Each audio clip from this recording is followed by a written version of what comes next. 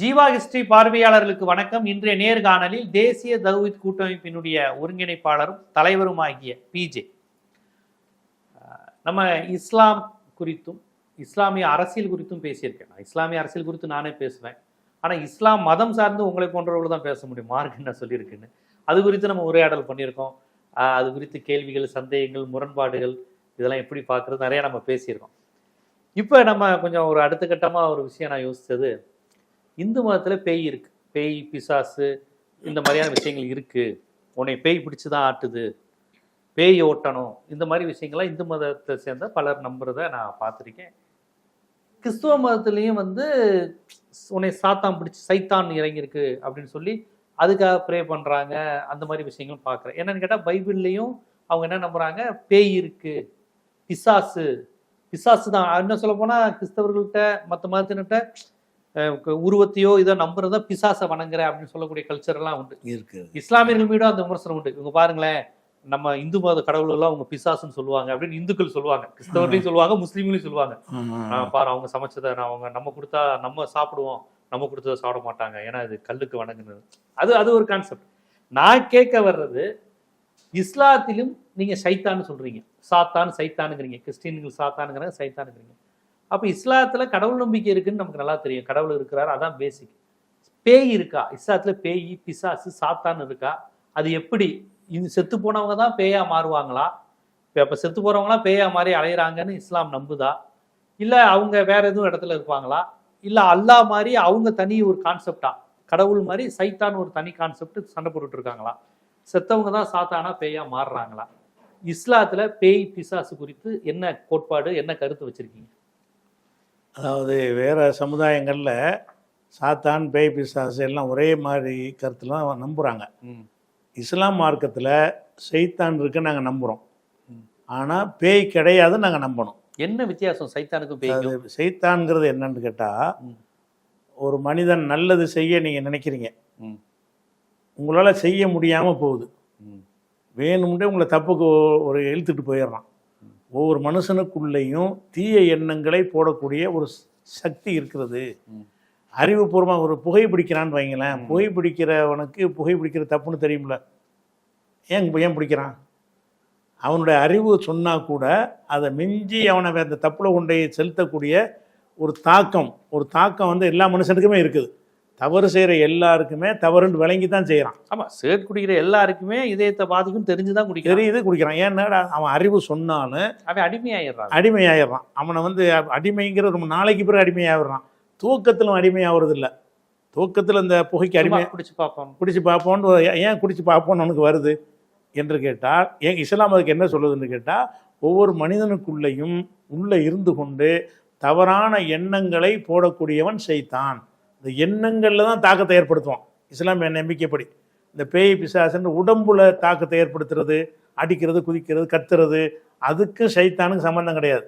சைத்தான்கிறவன் என்னன்னு கேட்டால், கெட்ட காரியங்களை செய்யுமாறு மனிதனை தூண்டக்கூடிய ஒரு சக்தி ஒவ்வொரு மனுஷனுக்கு உள்ளேயும் இருக்கிறது. இல்லை அதுக்கு உருவம் கிடையாதா? உருவம் கிடையாது, பார்க்க முடியாது. உருவம் பார்த்துருவோம். உங்களுடைய ஆதாம் கதையில பாம்பு வருதே, ஜின்னை ஏத்துக்கிறீங்களே நீங்க, அதுக்கு உருவம் கிடையாது. ஜின்னு ஒரு படைப்பு இருக்கு. ஜின்னுனா சைத்தான் தான். சைத்தான் வேற, ஜின்னு வேறயா? ஜின்னு வேற, சைத்தான் வேற. அது ரெண்டுக்கு வித்தியாசம் நான் சொல்றேன். முதல்ல சைத்தானை வச்சிருவோம். ஆதாம தூண்டி விட்டது ஜின்னா சைத்தானா? சைத்தான். இப்லீஸ்னு ஒருத்தன் தான், அவன் தான் சைத்தானுக்கெல்லாம் தலைவன். அவன் தான் ஆதாம தூண்டி விட்டான். இன்னும் இருக்காரா இப்லீஸ்? இப்லீஸ் அவனுடைய சந்ததிகள்லாம் இருக்கிறாங்க. அவங்களுக்கு உலகம் அழியிற காலம் வரைக்கும் உனக்கு அவகாசம் கொடுத்துருக்கேன்னு கடவுள் கொடுத்துட்டாரு. அவங்க ஜிப்ரல் அலை மாதிரி ஜிப்லீஸ் தனி இருப்பாரு. கடைசியில் தான் உலகம் அழியும் போது தான் சாவும். தஜ்ஜாலுங்க ஒரு காலத்தில் வரக்கூடிய ஒரு மனுஷன். சரி, இது ஒரு கண்ணுக்கு தெரியாத ஒரு படைப்பு. ஓகே. இப்போ நம்ம என்னன்னு கேட்டால், இப்போ நம்ம சைத்தான் இருக்கு நாங்கள் நம்புகிறோம்ல, இது அனுபவத்திலே என்ன செய்யலாம், எல்லாரும் உணரலாம். நீங்கள் தர்மஞ்சேன்னு நினைப்பீங்க, ஆனால் உங்களால் செய்ய முடியாமல் ஒருத்தன் தடுப்பான், கொடுத்தா நம்ம குறைஞ்சி போயிடும். அதை செய்கிறது யார்? இஸ்லாமிய நம்பிக்கை போகிறான்னா, சைத்தான் ஒரு தீய சக்தி உன்னை தூண்டும்.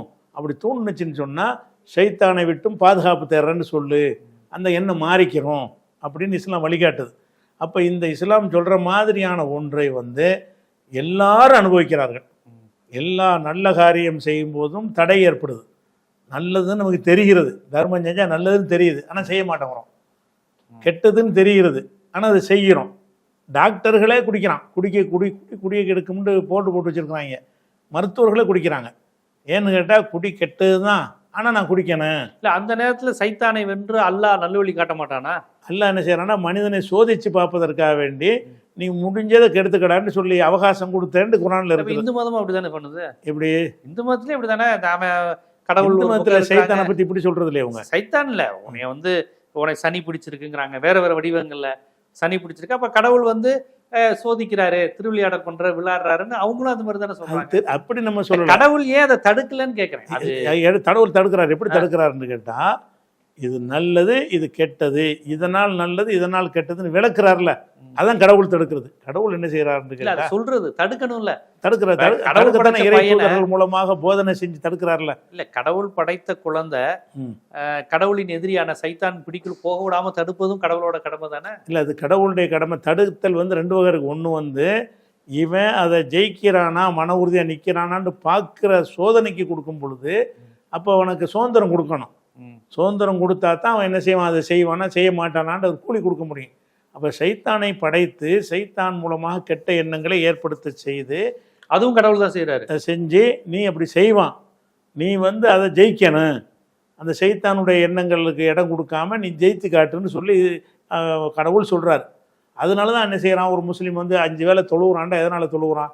எல்லாரையும் போல அவன் வியாபாரம் பண்ணிக்கிட்டு இருக்கலாம். அவன் சைத்தானை ஜெயிச்சுட்டு தான் வர்றான். என்ன தான தர்மங்கள் வழங்குறதெல்லாம் சைத்தானை ஜெயித்தவர்களுக்கு தான் இதெல்லாம் செய்ய முடிகிறது. தவறான காரியங்களை செய்ய வாய்ப்பு இருந்தாலும் செய்வது தவிர்த்து கொள்ளக்கூடிய மக்கள் நிறைய பார்க்குறோம். அவங்களாம் என்ன செய்கிறாங்கன்னா, இந்த சைத்தானுடைய சைத்தான் நமக்கே தெரியுது. அதாவது நமக்குள்ள அப்படி ஒரு தூண்டுதல் இருக்கா இல்லையா, ஒவ்வொருத்தரும் வழங்குறோமா இல்லையா? இல்லை, அதை அல்லாஹ் தானே செய்கிறாரு. அல்லாஹ் தான் செய்கிறான். ஆனால் அல்லாஹ் சொல்கிறாங்க, அல்லாஹ் உங்களுக்கு சொல்லிட்டானே சைத்தான் ஒரு சக்தி மூலமாக செய்கிறேன். இந்த சைத்தானை அல்லாஹ் படைக்காமலே இருந்திருக்கலாமே. அல்லாஹ் தானே படைச்சாரு சைத்தான். அல்லாஹ் தான் படைச்சாரு. மனிதர்களையும் படைச்சிட்டு சைத்தான் மாதிரி ஆட்களையும் படைக்காம இருந்திருக்கலாம்ல. ஏன் எதுக்குன்னு கேட்டா, நமக்கு உங்க பார்வையில அதை கேட்கறிய, கடவுள் என்னத்துக்காக படைச்ச அவர் ஒரு நோக்கம் என்ன செய்யறாருன்னா, எல்லாரையும் நான் படைச்சேன்ல, படைத்த மனிதர்கள் என்னுடைய கட்டளையை கேட்டு நடக்கிறார்களா, இந்த தீய சக்தியை தூண்டுதலுக்கு பணிகிறார்களா என்று பார்ப்பதற்கு நான் சுதந்திரம் கொடுத்துருக்கிறேன். அதனால தான் என்ன செய்ய, தடுக்கிறது தடுத்துடலாம், இல்லாமல் ஆக்கிடலாம். இல்லாமல் ஆக்கிட்டீங்கன்னு சொன்னால் நீங்கள் ஒரு எந்திரமாக தான் செயல்படுவீங்க. உங்களை இது நல்லது இது கெட்டதுன்னு தெரிஞ்சு அதை விலகும் போது தான் நீங்கள் மனுஷனாக செயல்படுவீங்க. நீங்கள் அது கெட்டதையே நாடாமல் படைக்கப்பட்டீங்கன்னு வைங்க, ஒரு ஆடு மாடு மாதிரி போயிடுவீங்க. நீங்கள் கெட்டதே நாடாமல் இருந்தீங்கன்னு வைங்களேன், அப்படி தான் நீங்கள் உங்களுடைய இயல்பே அமைஞ்சு போயிடும். அப்படி இருந்தால் அதுக்கு கூலியோ பரிசோ தண்டனையோ கொடுக்க முடியாது. அப்போ உங்களுக்குன்னு என்ன செய்யணும்னு கேட்டால், அந்த உணர்வை தரணும், இது தப்புன்னு உணர்த்தணும். நீ விரும்புனா அதை மீறிக்க, விரும்புனா செஞ்சிக்க, செஞ்சின்னா உனக்கு தண்டனை, மீறிட்டேன்னா உனக்கு பரிசு தருவேன். அப்படி சொல்வது எதுக்குன்னு கேட்டால், அப்போ தான் சுதந்திரம் உள்ளவனாக மனிதன் இயங்க முடியும். அப்படி இல்லாமல் நீங்கள் சொல்கிறபடி எல்லாரையும் ஒரு நல்ல வாரி வழங்குற வள்ளலாக படைச்சிட்டான்னு வைங்க, அது அவன் செஞ்சான்னு வராது. அவனுடைய சுபாவம், அந்த இயற்கை அவனுடைய சுபாவம் அப்படி இருக்கனால செஞ்சான்னு வந்துடும். அவனுக்கு என்ன செய்ய நினைச்சா செலவு செய்ய முடியணும், நினைச்சா செலவு செய்யாமல் இருக்க முடியணும். அதில் ஒன்றவன் தேர்ந்தெடுக்கணும். தேர்வு செய்தல் ஒன்று இல்லைன்னா அவனுக்கு எப்படி ஒரு பரிசு கொடுப்பீங்க? தேர்வு செய்தல் எப்போ வரும்? அவனுக்கு இப்படியும் போகலாம் அப்படியும் போகலான் இருந்தால் தான் தேர்வு செய்தல் இருக்குது. ஒரு சாய்ஸ் இருந்தால் எப்படி தேர்வு செய்தல் வரும்? ஒரே சாய்ஸ் தான். நீ குடிக்கவே மாட்டாய் அப்படின்னு எழுதிட்டு அவனுக்கு சாய்ஸே இல்லையே, அவன் நினைச்சாலும் குடிக்க முடியாது, நினைக்க மாட்டானே. அப்போ அவனுக்கு சாய்ஸ் இருந்து அதை ஜெயிக்கணும். மனிதன்ட்ட கடவுள் எதிர்பார்க்கணும்னா உனக்கு அறிவு கொடுத்துருக்கணும்ல, உனக்கு சாய்ஸ் 2 தந்திருக்கணும்ல, அதை தேர்ந்தெடு. பின்ன இந்த அறிவுக்கு என்ன வேலை கொடுக்கணும்? நீ அறிவை வச்சுக்கிட்டு அந்த வேலை கொடுக்காம இருக்கிற அப்படிங்கிற ஒரு அடிப்படையில் கடவுள் என்ன செய்யறாரு, அவருடைய படைப்புகளுக்கு அறிவையும் கொடுக்குறாரு. அறிவுங்கிறது கடவுளே கிட்ட உட்கார்ந்துருக்கிற மாதிரி தான். அறிவுங்கிற ஒரு ஆயுதத்தையும் கொடுத்துவிட்டு, இவன் இந்த மாதிரிலாம் உன்னை தூண்டுறாங்கிற மாதிரி ஒரு எச்சரிக்கையும் பண்ணிவிட்டு, நீ அவன் செய்யும் பொழுது உடனே இதை செய்தான் தான் இதை செய்யறான்னு உணர்ந்துல. நீங்க சொல்ற லாஜிக் எனக்கு புரியுது. ஒரு அப்பாவி குழந்தைகளை பெண்களை ஒருத்தன் பாலியல் வன்புணர்ச்சி செய்யறான், கண்டிப்பா இது கடவுளுக்கு புறம்பான செயல், சைத்தானின் தூண்டுதல். அப்ப இந்த மாதிரி நேரத்துல சைத்தான் கடவுளை மீறி சைத்தானுடைய செயல்ல அவன் செய்யறான் அப்படின்னு நம்ம எடுத்துக்கலாம். இதுல பாதிக்கப்படுற அந்த பெண்களுக்கு என்ன நியாயம் இருக்கு? அவங்க கடவுள் வழிபடிதான் நடந்தாங்க, அல்லாஹ் சொல்றபடிதானே அந்த பெண் நடந்திருப்பாங்க. அது இஸ்லாமியரோ கிறிஸ்தவரோ இல்ல, அவங்க செயல்படுற அவங்க தாக்கப்பட்டவங்கள இருக்கிறாங்க, அவங்க எந்த முடிவு எடுக்கலையே. இல்ல, அவங்க எந்த முடிவு எடுக்கப்பட்டவங்களா இருக்காங்க. இப்ப இவன் அல்லாஹ் வந்து சைத்தானையும் படைச்சு நமக்கு நல்வழியும் காட்டியிருக்காரு. சைத்தான் பேச்சை கேட்டு வீணா போயிடக்கூடாதுன்னு சொல்றாரு. சரி, இந்த சைத்தான் பேச்சு கேட்டு பண்றவன் சிகரெட் குடிக்கிறவன் தன்னை அழிச்சுக்கிறான். ஆமா, ஒரு பாலியல் வன்புணர்ச்சி பண்ணணுங்கிற ஒரு மிருக புத்தி, ஒரு சைத்தான் புத்தி வந்த ஒருவன், உங்க லாங்குவேஜ்ல சைத்தான் புத்தி வந்த ஒருவன் இன்னொரு பெண்ணோட வாழ்க்கைய, ஒரு குழந்தைய, யாரையோ ஒருத்தரை கெடுக்கும் போது மத்தவங்க பாதிக்கப்படுறாங்களே, அப்ப கூட அல்லாஹ் தடுக்கணும்ல? இல்ல, பாதிக்கப்படத்தான் செய்வாங்க. அதுக்கு மட்டும் இல்ல, எல்லாத்தையுமே தடுக்கணும். உங்க வாதப்படி பாத்தீங்கன்னா அதை மட்டும் தடுக்கக்கூடாது. திருட்டை தடுக்கணும், பழைய தடுக்கணும். நீ பழையபடி எந்திரமா அவன் பழையபடி அதே தவிர ரிவர்ஸ்ல என்ன வரும்னு கேட்டா, நீங்க திருடவே மாட்டீங்க, நீங்க போய் சொல்லவே மாட்டீங்க. தப்பு செய்யறவனை தடுக்க வேணாம், மறுமையில வச்சு பாவ கணக்கு பாது இறுதி நாள்ல சொல்லிக்கிட்டோம். பாதிக்கப்படுறவனை கேட்கிறேன் நான், எல்லா பாதிக்கத்தானே செய்யுங்க. எந்த தப்பு செஞ்சாலும் பொய்யே சொன்னா கூட அதனுடைய அளவுக்கு ஒருத்தனுக்கு பாதிப்பு தானே. இல்ல, இன்னொருத்தனுக்கு பாதிப்பு வருது. ஒருத்தன் பாதிக்கிறான், அவன் ஒருத்தன் பொய் சொன்னீங்க, அவனுக்கு ஒரு பாதிப்பு தானே வரும். உண்மைக்கு மறைச்சல்னா பொய் சொன்னா பாதிப்பு தான், திருடுனா பாதிப்பு தான், ஏமாத்தினா பாதிப்பு. அல்லாஹ் தண்டிக்கிறான் இறைவன். மறுமையில தான் இவன், ஆமா, மறுமையில தண்டிக்கிறான். அதனால உனக்கு இம்மையில கிடையாது. இம்மையில சிலது கொடுப்பான், அது தண்டனைன்னு எடுத்துக்கொள்ள முடியாது. ஆனா தண்டனை வந்து மறுமையில தான். அப்ப மறுமையில அல்லாஹ் எல்லா தப்பையும் பார்த்துக்குவாருன்னா, அப்ப இம்மையில தப்பு செய்யறவர்கள், உங்க லாங்குவேஜில் சொன்னா பிறவோன்கள், இந்த கொடூரர்கள், இந்த சர்வாதிகாரிகள், ராஜபக்சேகள், இவங்களுடைய எல்லா இதையும் பார்த்துக்குவான் கடவுள். மறுமையில நமக்கு நல்லது தருவான். பைபிள் என்ன சொல்றாங்க, பரலோக ராஜ்யம் ஏழைகளுக்கு, அல்லாஹ்க்கு வந்து ஏழைகளுக்கு கொடுப்பாங்க, இது பரலோக ராஜ்யம் கொடுப்பாங்கன்னு பைபிள் சொல்லுது. எல்லா மதமும் கடைசியில பாருங்க கஷ்டப்படுறதுக்கு மறுஜென்மத்துல புண்ணியம் உண்டுங்கிறாங்க. அப்ப அதையே நம்புனா, இந்த மத நம்பிக்கை மக்கள்கிட்ட இருந்துச்சுன்னா, கொடுங்கோலர்கள், சர்வாதிகாரர்கள், ஹிட்லரு, முசோலினி, ராஜபக்சேக்கள்னு எல்லாரும் எடுத்துக்கோங்க. இப்ப மோடி ஆட்சியை எடுத்து கூட போராடாதீங்க, மறுமையில நம்ம பாத்துக்கலாம். மோடி ஆட்சி எல்லாத்தையும் விடுங்க, எல்லாம் கடவுளுக்கு தெரியாதா சைத்தான்னு, அப்படி நம்ம போராடாதீங்க. பிரார்த்தனையும் துவாவும் போதும், ப்ரே பண்ணுங்க, துவா கேளுங்க போதுங்கிற மாதிரி ஆயிரும். அப்புறம் எதுக்கு நம்ம தெருவில் இறங்கி போராடணும், இது பண்ணணும்? போராட்டத்துக்கு எதிரால போகுது. இது பாசிஸ்டவாதிகளுக்கும் தப்பானவர்களுக்கும் சாதகமா போயிருமே இந்த கோட்பாடு. அப்படி சொன்னா தான், நீங்க சொன்ன மாதிரி சொன்னா தான் அது ஏற்படும். இஸ்லாம் அப்படி சொல்லவே இல்லை. அவன் செய்யறான்னு சொன்னா நான் கொடுக்குற தண்டனை மறுமையில கொடுப்பேன். சரி, நீ உனக்கு ஒரு கடமை இருக்கு, போராடுறது, சட்டப்படி அவனை தண்டிக்கிறது, உன்னுடைய சக்திக்கு உட்பட்டு மரண தண்டனை கொடுக்கறது, தலையை வெட்டுறது, அதுவும் கடுமையான தண்டனை இஸ்லாம் கொடுத்தானே இருக்குது. நீங்களும் காப்பாத்துங்க, நீங்க இறங்கி போராடுங்கன்னு சொல்லி உலகத்துல போராட்டத்தை தடுக்கல. போராடுறது ஒரு ஜிஹாது, அறப்போர் என்று சொல்லுகிற இஸ்லாம். நீங்க தீமை இருக்கிற நீங்க தான் போராடணும். ஒரு பள்ளிவாசல் இடிக்க வந்தான்னு சொன்னா கடவுள் காப்பாற்றுவான்னு இருக்கக்கூடாது, நீங்க தான் போய் இடிக்காம அதை காப்பாற்றணும். ஒரு கொலை செஞ்சான்னு சொன்னா கடவுள் பார்த்துக்குருவான்னு இருக்கக்கூடாது, கடவுள் பார்த்துக்குருவாருங்கிறது அது ஒரு தனி கான்செப்ட். கடவுள் அந்த இன்னொரு வாழ்க்கை, உலகம் அழிஞ்சதுக்கு பிறகு உள்ள இன்னொரு வாழ்க்கை சம்பந்தப்பட்டது. இந்த உலகத்துக்கு உள்ள வாழ்க்கை இஸ்லாம் பேசாம இருந்தா தான் நீங்க கேள்வி சரியா பேசுறாங்க. இம்மையை பத்தியும் பேசுறாங்க. பேசித்தானே இந்த குற்றவியல் சட்டத்தை பத்தி நீங்க ஒரு கேள்வி எல்லாம் கேட்டீங்களா போன தடவை? குற்றவியல் சட்டம் உங்களுக்கு கடுமையா இருக்குன்னு சொன்னீங்களே, அந்த கடுமையான சட்டத்தை கடவுள் தானே கொடுத்துருக்கிறாரு. அந்த சட்டங்கள் மூலமாக நீ தானே இப்போ உன்னை காப்பாத்திக்கிறேன், எல்லாத்தையும் நாங்க வாழைப்பழத்தை உரிச்சு வாயிலகத்தை வைக்க முடியும், நீங்க தான் அதை உரிச்சு சாப்பிடணுங்கிற மாதிரி இஸ்லாம் என்ன செய்யுதுன்னு கேட்டா, மறுமையில தண்டனைங்கிறது நான் கொடுக்குற தண்டனை. ஆனால் உலகத்தில் தண்டிக்க கூடாதுன்னு நான் சொல்லவே இல்லை. உலகத்தில் உனக்கு சக்தி இருக்கலாம், உனக்கு தவறுன்னு தெரியுதுல்ல, பார்க்குறீங்கள, இவனை என்ன செய்யணும் அதை செய், அதுக்குரிய தண்டனையை கொடு. அப்போ தண்டனை அதை என்ன செய்கிறாங்கன்னா அதை மறுக்கிறாங்க நிறைய பேர், தண்டனை கொடுக்குறது வேணாங்கிறாங்க. இஸ்லாம் அப்படி கூட சொல்லலையே, மறுமையில் எல்லா தண்டனையும் இருக்குது, உலகத்தில் எது செஞ்சாலும் கண்டுக்கிறாதீங்கன்னு சொன்னால் மட்டும்தான் அந்த கேள்வி வரும். அங்கே தண்டனை இருக்கிறது, இங்கே நீங்கள் கொடுங்க, இங்கே வந்து நீங்கள் கொடுக்கணும், அங்கே நான் கொடுப்பேன் அப்படின்னு சொல்லி மனிதர்களில் நல்லவர்களுக்கு, சமுதாய தலைவர்களுக்கு, பொறுப்புள்ளவர்களுக்கு அந்த பொறுப்பை சுமத்தி இருக்குது. நல்லவங்க அதை செய்யுங்க. இல்லை, இப்போ உணவு நம்ம லைஃப் ஸ்பேனில் பார்த்தீங்கன்னா ஆடு, மாடு, பாம்பு, தவளை எல்லாத்துக்கும் ஒரு ரோல் உண்டு. மூட்டை பூச்சி, கொசு மாதிரி நோய் விளைவிக்கின்ற அந்த கொடூர கிருமிகள், பூச்சிகளையும் படைத்தது அல்லாஹ் தான். ஆமாம் ஆமாம். அது அது அது பர்பஸ் என்னது? அதாவதுங்க எல்லாத்துலேயுமே ஒரு பர்பஸ் இல்லைன்னு நீங்கள் வச்சா கூட, பாம்பு தேவை, கண்டிப்பா இயற்கைக்கு தேவை, பாம்பு தேவை, தவளை தேவை, தவளை குடியிடக்கூடாதுன்னு பாம்பு தேவை, எல்லா கீரி தேவை, இது எல்லாமே தேவையான ஒண்ணு.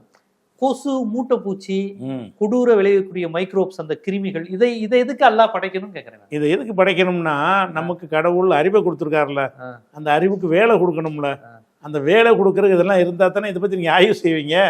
இந்த கொசுன்னு நீங்க ஆய்வு செஞ்சு டெங்கு வருது, அதை வருது, அது என்ன மாதிரி செய்யுது, இதெல்லாம் நீங்க ஆய்வு செஞ்சு உங்களோட அறிவை வளர்க்கறதுக்கு உதவுதா இல்லையா? நம்ம எல்லாருமே ஆனா பயன்பட சயின்டிஸ்ட் அறிவியல் சிந்தனைகளை மதம் மறுக்குதே. இல்லையே, மறுக்கலையா? அங்க மறுக்கலையா? எந்த இஸ்லாம் மறுக்கவே இல்லையா?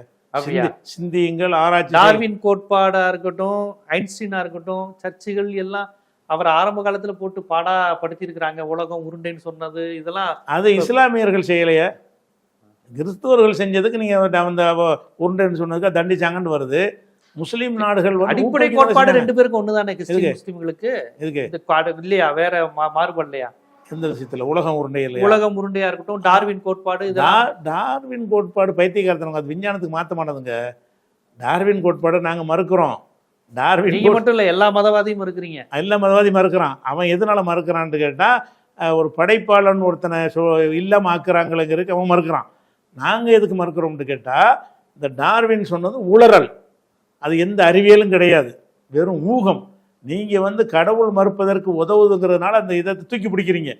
டார்வினுடைய தத்துவத்தை வந்து தூக்கி பிடிக்க ஒரு நியாயமே கிடையாது.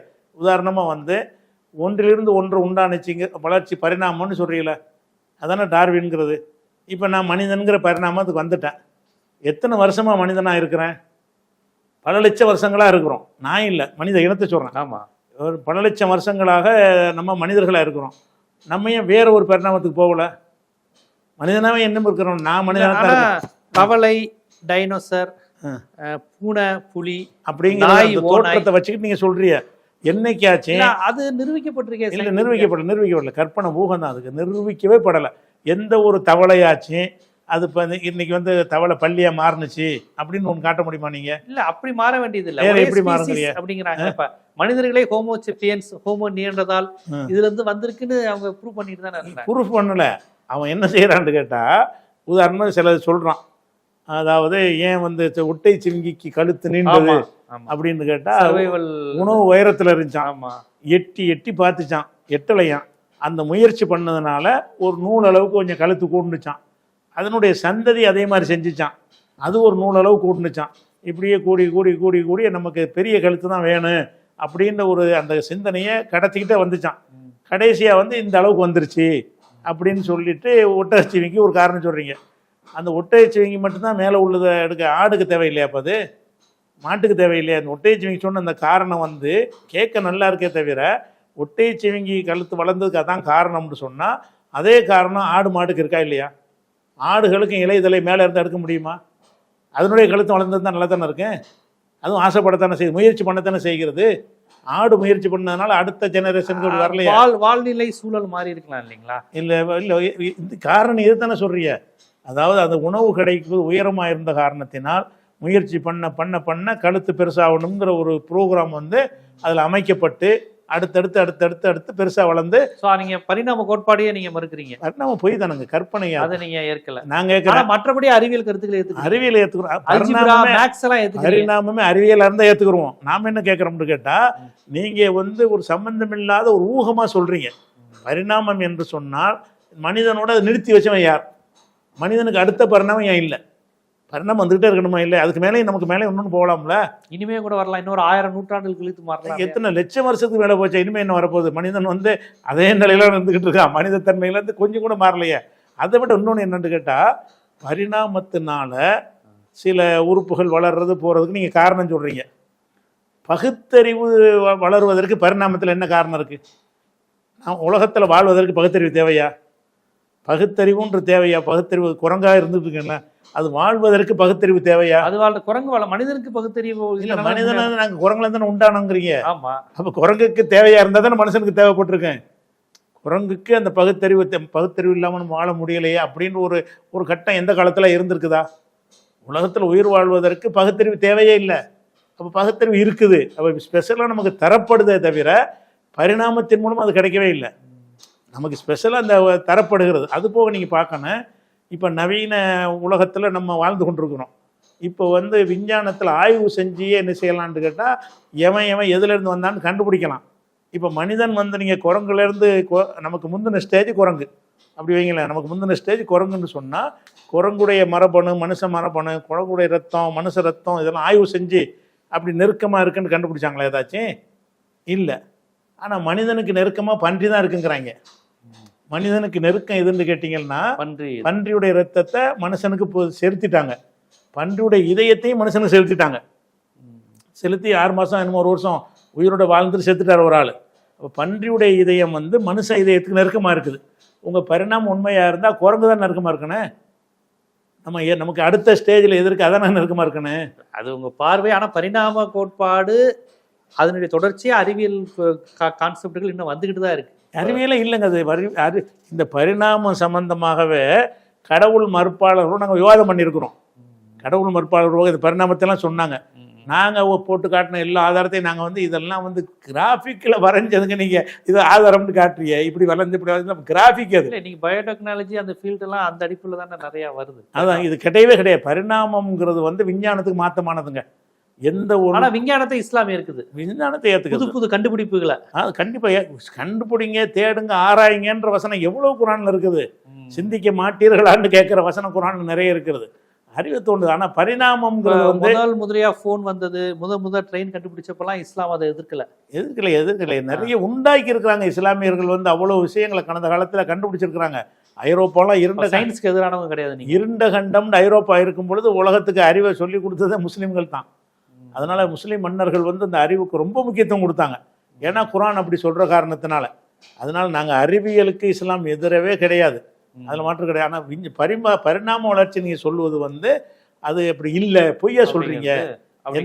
எந்த அதாவது ஆடுங்கிறது அது தனி புரோகிராம். அது வந்து மாடாக வருவதற்குரிய எந்த ஒரு இது கிடையவே கிடையாது. ஒவ்வொன்றும் தனித்தனி படைப்பு தான். அதுக்குரிய மரபணுவோடு அது இருக்கிறதே தவிர இன்னொன்று டெவலப் ஆகி வளர்ந்து அப்படின்னு சொன்னது வந்து நீங்கள் தோற்றத்தை பார்த்து ஒரு கண்டுபிடிக்கிறீங்க. இதுக்கு நெருக்கமாக இருக்குது, இது பள்ளிக்கு எடுத்து ஓனானா இருக்குது, ஆனால் அப்படின்னு இப்படி கற்பனையில் வரைஞ்சிக்கிட்டு நீங்கள் என்ன செய்கிறீங்க, அது ஒரு அறிவியல் மாதிரி சொல்கிறீங்க. அறிவியலே கிடையாது. அறிவியல்ல இது கிடையாது. ஓகே, அப்போ உங்களுடைய கான்செப்ட் படி சைத்தான் ஒருத்தர் உருவம் கிடையாது, சைத்தானுக்கு வந்துருவான். சிந்தனையில தான் சைத்தான்கிறவன் கண்ணுக்கு தெரியாமல் உள்ளத்திலே மறைந்திருந்து கொண்டு தவறான எண்ணங்களை போடுபவன் அப்படின்னு தான் சைத்தானுக்கு டெஃபினேஷன்.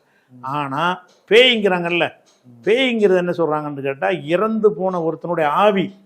அந்த இஸ்லாம் நம்புதா? இறந்து போனவனுடைய ஆவி வந்து இந்த உலகத்துக்கு வரவே முடியாது என்று இஸ்லாம் சொல்லுகிறது.